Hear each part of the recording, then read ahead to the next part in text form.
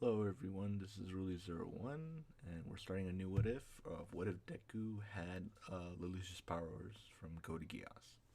So right off the bat, we're gonna discuss the powers, because the power of the king that Lelouch has, he can only use it once on a person, and that would kind of be ineffective in this what if, because if he only uses it once, then he's only on one time. So I'm gonna change it that he could do it multiple times in the same person. He just has to have eye contact, like how Lelouch usually had it.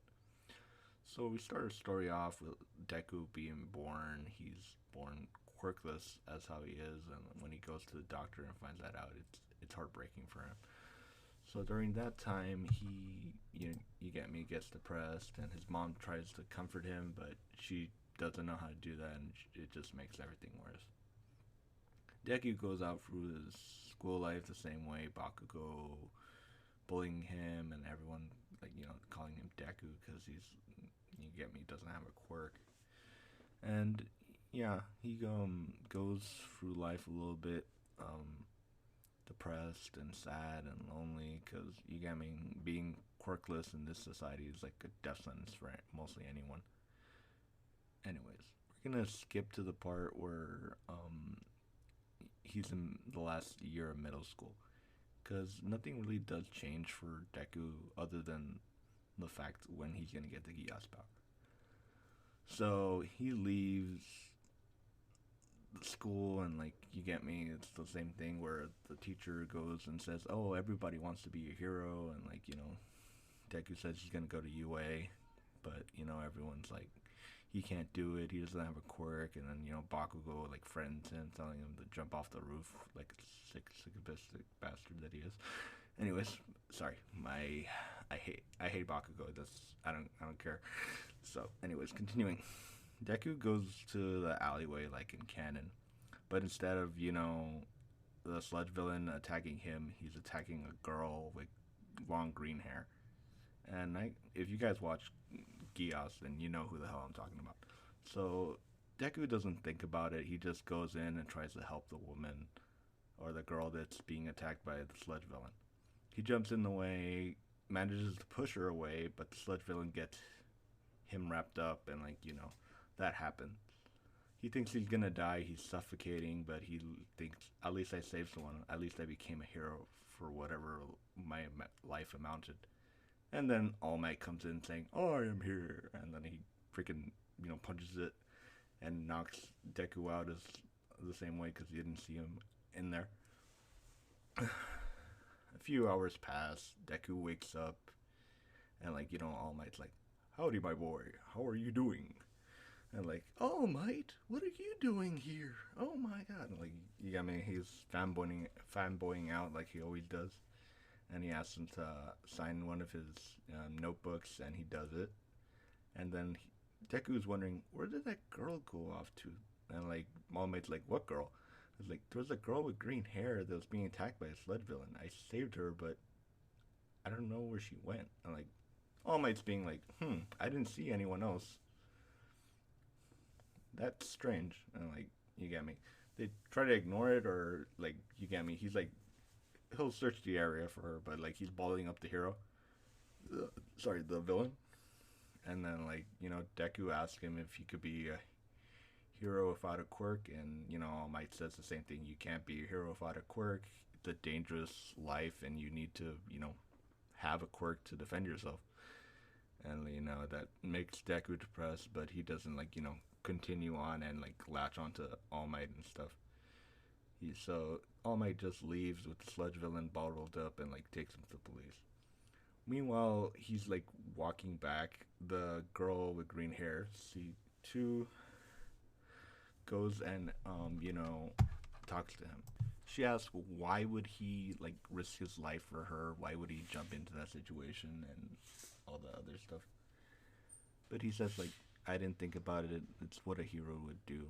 And she's like, that's interesting because people usually, well, from her years of experience, not many people would do that for a random stranger. And she decides that maybe he might be a good candidate to pass on the Geass to. And then she asks him if he wants power. And then Deku says, "What?"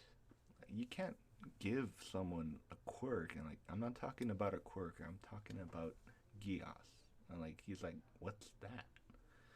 And she explains that she's able to give people powers and that they vary from person to person. Kind of like quirks, but their limitations and stuff might be completely different. And Deku's like, he wants to agree, but at the same time, he doesn't know if that's like a good idea because it might not be a quirk, but he doesn't know what it might do to him. And C2 is like trying to explain that it might get a power that might go beyond anything you can imagine, and it might over time get strong enough that you can't control it. And Deku finds that a little bit concerning. That imagine he has like a superpower that like he could shoot flames or something, but he can't control it, and like he blows like a place apart or sets everything on fire. But he's like weighing his options. Like he needs a quirk, or he needs to find a way to be, a hero. And without a quirk, he's gonna be at a disadvantage. He could try to, be a police officer and stuff, but he really wants to be a hero. So he takes, the contract with C2, and like, she kisses him, and that causes the contract to happen, and he's like a little flustered because a girl just kissed him. And then you get me, he gets his powers, but you get me, he doesn't know what they are. She says they'll manifest in a couple of days, and we'll see what happens. And then she's like, I'll meet, and she says that she'll meet him later. And then like she's like, how do you know? I'm connected to you because of the Geass. I know where you are. And like he finds that weird that she's gonna know where he's at all times. Whew. Damn. So anyways, a day passes and Deku notices that his eye feels weird. Then like he looks himself in the mirror, and then he sees like glowingness and like a mark in there. And then he talks to his mother, and then he says, Mom, I feel weird. I'm like, it's like, what? Can you look at my eye? And like he's all, and then like she's all like, I think, and she looks at it, and then she gets that the Geass like activates the power of the king, and then she gets hypnotized for a second, and then he says, Mom, are you okay? And then like she answers like if she's like in a trance and says, yes, I'm okay. And then okay, like he doesn't know what's happening. He doesn't. He sees that her eyes are glowing. He's asking, "Are you sure you're all right?" Yes, I'm fine. Okay. God, what did I do? And then he asked her to uh snap out of it, and then the glowingness in her eyes like stop. I'm like, oh, thank God. I'm like, she's like, Izuku, what happened? I was just looking in your eyes, and then after that, I don't remember anything. And he's like, what? I think my power erased your memory for a little bit. What? What power? And like, she's like, I think by looking at someone's eyes, I could erase their memory or something similar to that. Because I told you to do something, and then I was asking if you're okay. You acted differently, like if you were in a trance. And then when I told you to snap out of it, you came to, but you don't have no memory of it? She says, no, but that's interesting. You have a quirk. You could be a hero and all that other stuff. I'm like, Deku's, he's proud of himself. He has a quirk. It might not be what he wanted, or it might not be as flashy as, like, something All Might has, but it's a quirk nonetheless. So anyways, with that, Deku gets a call on his cell phone. It's from C2. And she tells him to meet him outside on, like, Dagobah Beach and stuff. So he goes to her and tells her what he did, and like, oh, so you have the power of the king. And like, she's like, the power of the king? That's what it's called? I'm like, yeah, you're able to control people up to a certain point. You could tell them to do stuff, and all you had to do is look in their eyes and make eye contact. So even at a distance, as long as that you're able to see their eyeballs, you're able to control them. So yeah, be careful with that. Sometimes giving them a command might be a little too dangerous. What do you mean? And like, she explains that if you tell someone to kill, even if they don't want to, they'll do it. So imagine you ask your mother to kill someone, or someone you care about to kill people indiscriminately, they're gonna do it beyond their control. And you get me. And Deku realizes that he's gonna have to be careful when he tells someone a command, because that's very dangerous. That if he accidentally tells someone to do the wrong thing, they could actually hurt themselves or others. So he asks, like, what are the drawbacks about it? She says, like I said, that you have to be careful with how you command a person to do what they want to do. Simple commands like telling them to do something, like, you could do complicated tasks, or even like ask them to like assemble something, or to like go to a specific location at a specific time. You could do that, but it has to be possible for them to do so. Either that they'll just randomly just do it on their own accord, but also that, you get me, if you put an order that's permanent, then they're gonna follow that forever. So you have to be careful with what you say. So how do I train it? And like stuff Deku asks, and like, you can't really train it. You could just use it and use it until it keeps getting stronger. But beyond that point, you're gonna have problems with it if it gets too strong that you can't turn it off. So imagine going around with not having to look people in the eye and hypnotizing them. And Deku's like, okay, then maybe I could put something in on my eye so I don't accidentally do that. That's smart, C2 says. Okay, so she goes on explaining like how Geass works, and like the reason why she's able to do it. Like, she has a mark on her and that she's immortal. And he's like, you're immortal?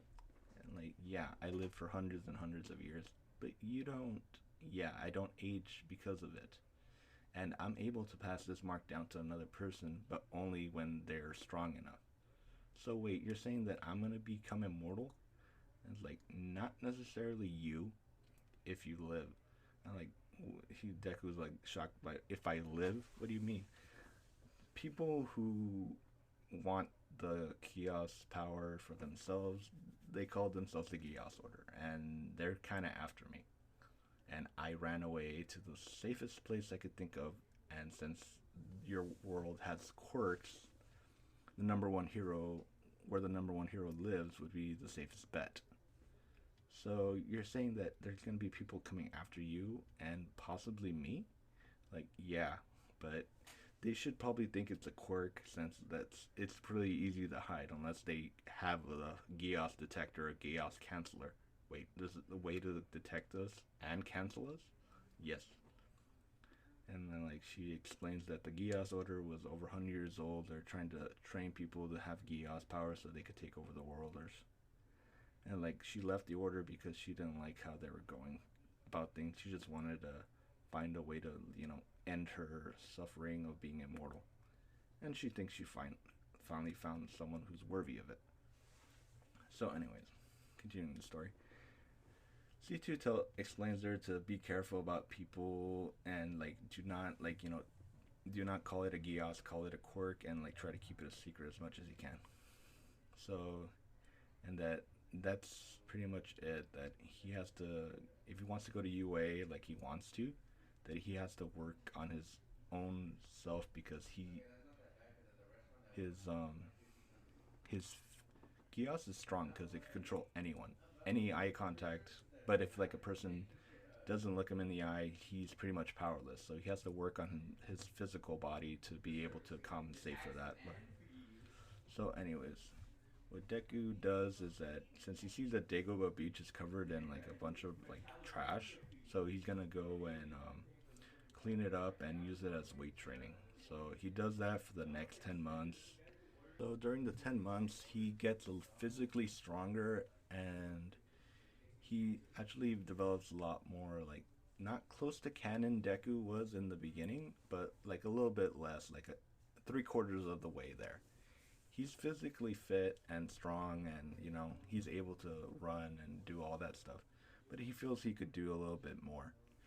So what he tries to do is either sign up for a martial arts class or try to take on parkour, because if he's physically demanded, he thinks he's gonna have to be like a Racerhead, because his quirk is similar to Racerhead's, but except instead of canceling a person's quirk, it's more of hypnotizing them and telling them to stand down.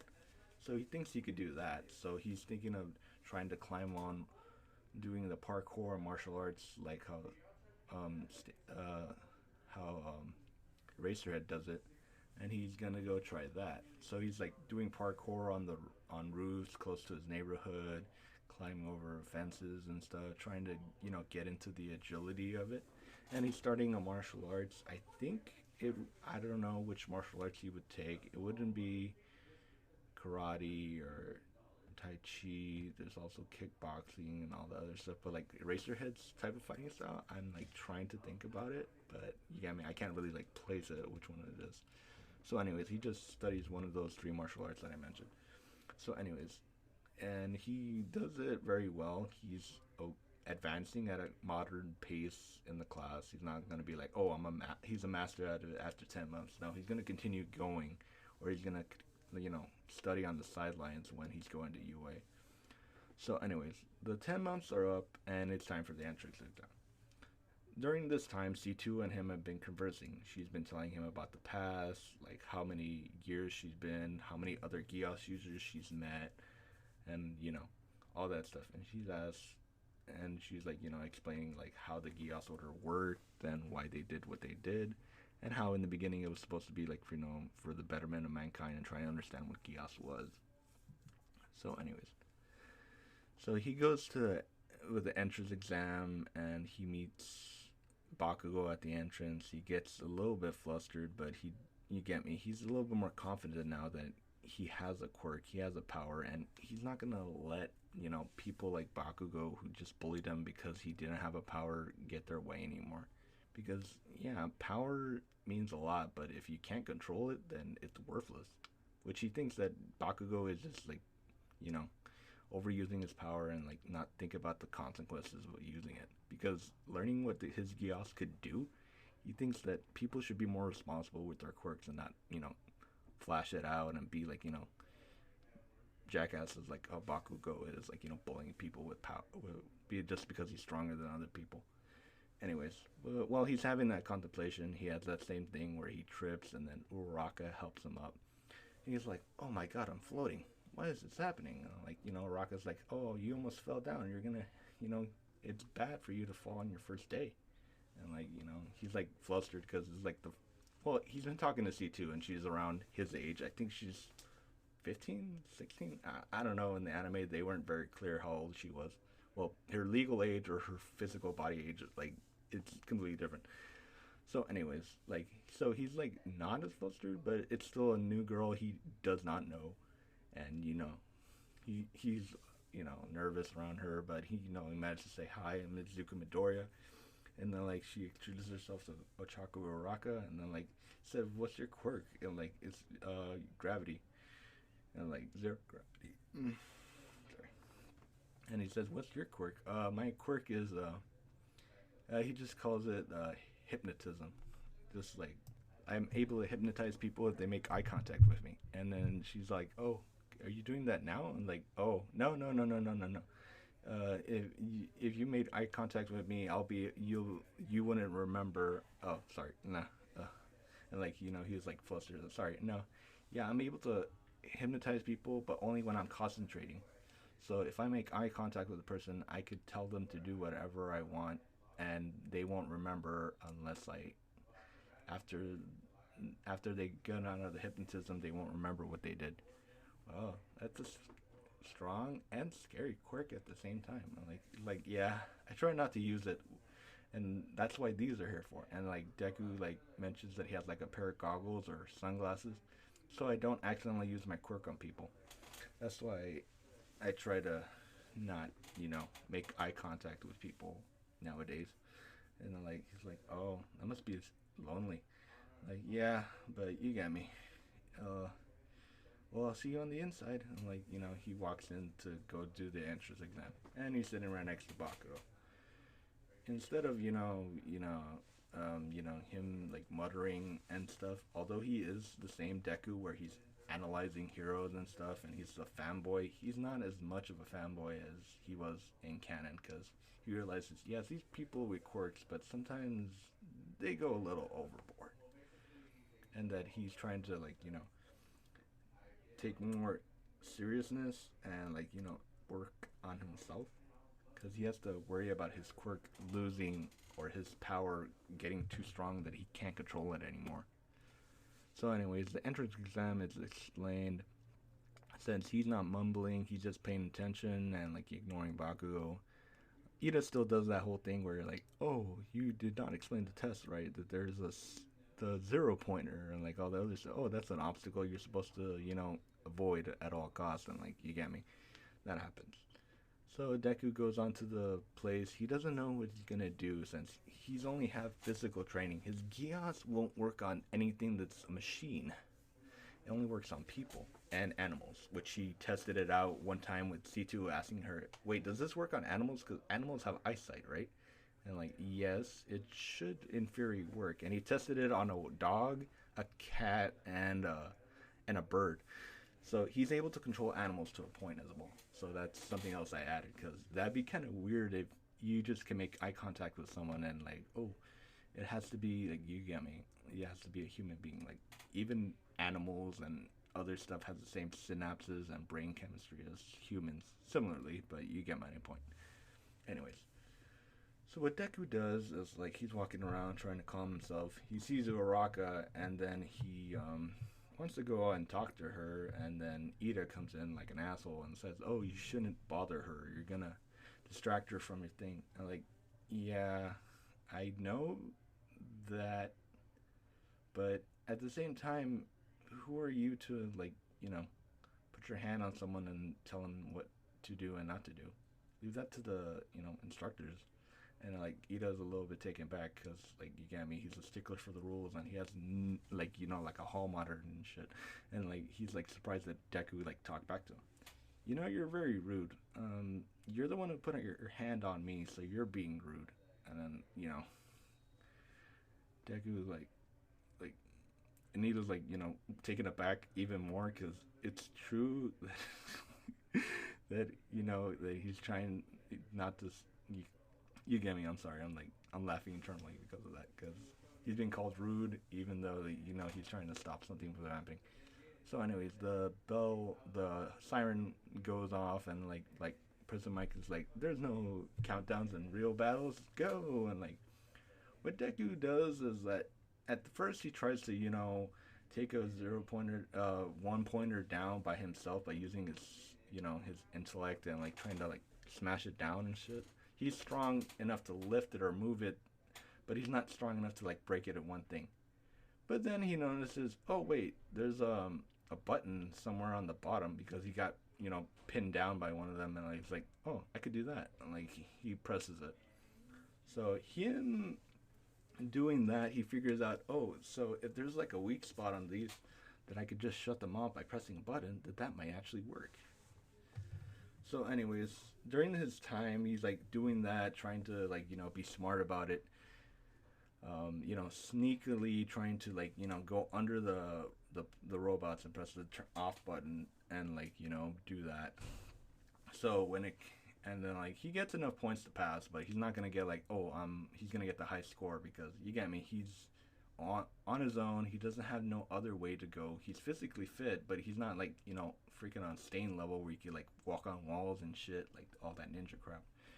So, anyways, as the time goes by, this is when the 0 pointer comes in, and this is where everyone's running away, and he's like thinking, why is everyone running? And then he sees the 0 point, and he's like, oh my god, they were not kidding about running away from that thing. And he's like thinking about it, and then he hears Uraraka scream that she needs help. So Deku, being the hero that he is, he runs toward her and like tries to save her. So he's like, "Are you alright?" And like she's like, "My leg is pinned down." And like he tries to lift it up. He gets one of the pieces of metal and like uses it as a lever and like he gets it off her. And then she's all she can't. He's all like, "Can you walk?" And like, "No, I think I sprained it or something." And like he carries her and like just runs because he's got nothing on the 0 point. He got nothing he could do on the 0 pointer. And it's funny because like all the teachers that are watching, they're like, "What's wrong with that kid? He's not using his quirk." Huh. According to the paperwork, he does have a quirk. It's recent, but it's hypnotism, so he has no physical ability. Wait, so you're saying this kid has only a thing that could hypnotize people, and he's in this course and he's scoring at least above average? I'm like, yes. And like, you get me, they're surprised because like, you get me, all the people who like have quirks like that, they're not physically able. The only one like they could think of is like Aizawa, and Aizawa's like, this kid must be doing very good.